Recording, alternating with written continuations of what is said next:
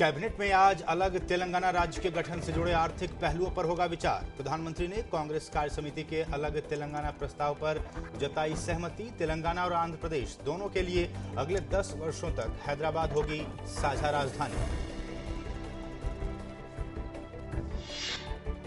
दिल्ली की अदालत ने बटला हाउस मामले में इंडियन मुजाहिदीन के कार्यकर्ता शहजाद अहमद को सुनाई उम्र कैद की सजा। अदालत ने कहा, मामला इतना असाधारण नहीं कि मौत की सजा सुनाई जाए। पश्चिम बंगाल में गोरखा जनमुक्ति मोर्चा के 72 घंटे के बंद के दूसरे दिन कल पर्वतीय क्षेत्र दार्जिलिंग जिले के किसी भी हिस्से से किसी अप्रिय घटना की खबर नहीं मिली। स्थिति के मद्देनजर भारतीय रिजर्व बटालियन, कार्यबल और त्वरित कार्रवाई बल तैनात। सेना ने उत्तर कश्मीर के कुपवाड़ा जिले में नियंत्रण रेखा के पास घुसपैठ की 2 कोशिशों को कल नाकाम कर दिया। सेना और घुसपैठियों के बीच मुठभेड़ में 2 आतंकवादी मारे गए।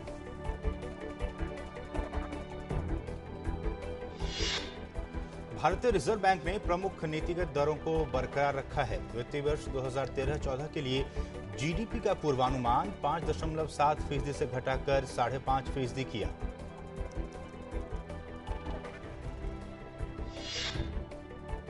कंपनी कानून और सेबी एक्ट के उल्लंघन के आरोप में मुंबई की एक स्थानीय अदालत ने सहारा समूह के मुखिया सुब्रत राय और समूह की 2 कंपनियों को समन किया जारी।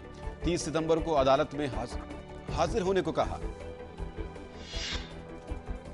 तमिलनाडु और उत्तर प्रदेश के बाद अब केंद्र सरकार भी मुफ्त उपहार योजनाओं के जरिए मतदाताओं को लुभाने में जुटी।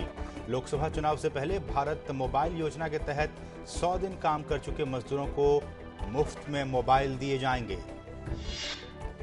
दिल्ली के पुलिस आयुक्त नीरज कुमार 37 वर्षों की अपनी पुलिस सेवा के बाद आज सेवानिवृत्त हो रहे हैं। बीएस बस्सी को अगला पुलिस कमिश्नर नियुक्त किया गया है। 1976 बैच के आईपीएस अधिकारी नीरज कुमार को करीब 1 साल के कार्यकाल में कई मुद्दों पर आलोचनाओं का सामना करना पड़ा।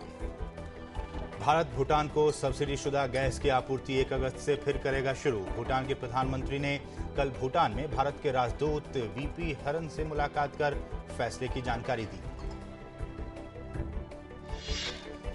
भारत में जन्मे मनमून हुसैन होंगे पाकिस्तान के 12वें राष्ट्रपति। पीएमएलएन उम्मीदवार के रूप में तहरीके इंसाफ पार्टी के वजीहुद्दीन को भारी अंतर से हराया। 9 सितंबर को लेंगे शपथ।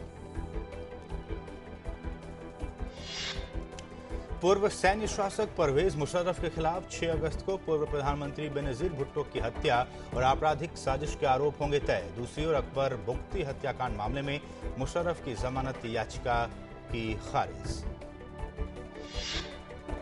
अमेरिका के विदेश मंत्री जॉन कैरी ने कहा, इजरायल और फिलिस्तीनी वार्ताकार अगले 9 महीनों में मध्य पूर्व शांति की दिशा में निर्णायक समझौते के लिए काम करने पर हुए सहमत।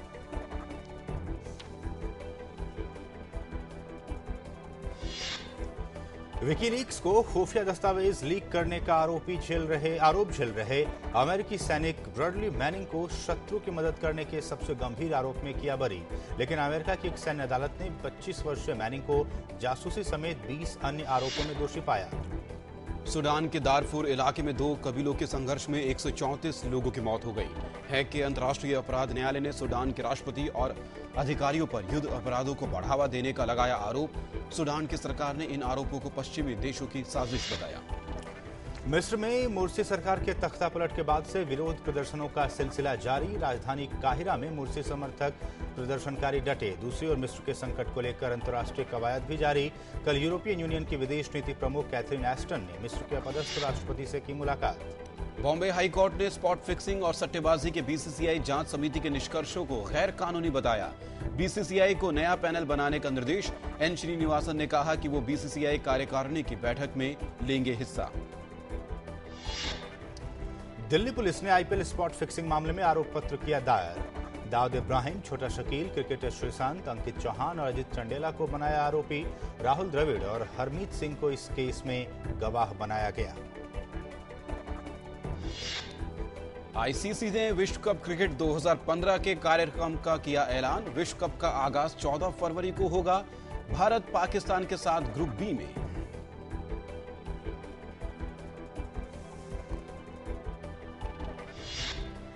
भारतीय फॉर्मूला 1 के चाहने वालों के लिए बुरी खबर। 2014 में होने वाली इंडियन ग्रां प्री को अगले साल के फॉर्मूला 1 कैलेंडर से हटाया गया। साल 2015 के कार्यक्रम के मुताबिक मलेशिया और भारत में रेस का आयोजन किया जाएगा।